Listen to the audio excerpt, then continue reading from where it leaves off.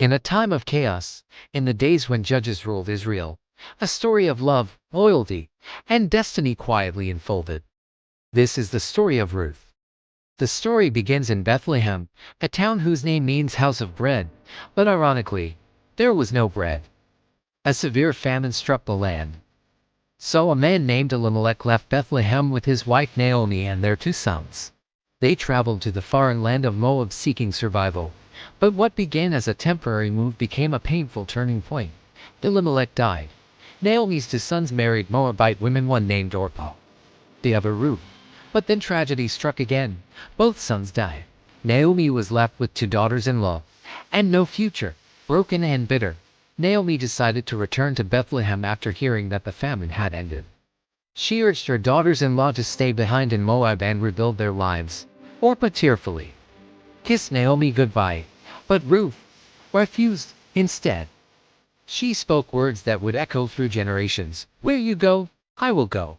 Where you stay, I will stay. Your people will be my people, and your God, my God. In that moment, Ruth chose loyalty over comfort, faith over familiarity, covenant over convenience. And that decision changed everything. Back in Bethlehem, Ruth took it upon herself to provide for Naomi. She went into the fields to glean leftover grain. During harvest, by divine orchestration, she found herself in the field of a wealthy and honorable man named Boaz, a relative of Naomi's late husband. Boaz noticed Ruth immediately. Not because of her beauty alone, but because of her reputation.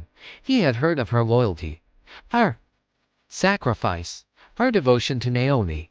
Instead of treating her as a foreigner, Boaz showed kindness. He protected her, he provided for her, and quietly, love began to bloom. Naomi realized something profound. Boaz was a kinsman-redeemer, a relative who could restore their family line and inheritance under Israelite law.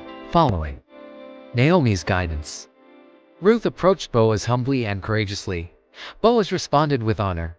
He publicly took responsibility to redeem Naomi's land and marry Ruth.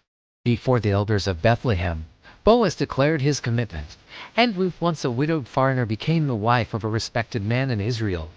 Ruth and Boaz had a son named Obed. Obed became the father of Jesse. Jesse became the father of David, and generations later, from the same lineage came Jesus Christ. Ruth the outsider, Ruth the widow, Ruth the foreigner was written into the very genealogy of the Messiah. Loyalty opens doors destiny cannot ignore. God works even in seasons of loss.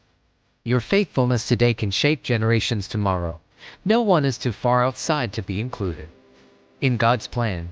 If you feel forgotten, if your season feels empty, if you are walking through loss, remember Ruth. What looked like the end was actually the beginning of divine restoration. Because sometimes, your greatest blessing is waiting in a field you never planned to enter.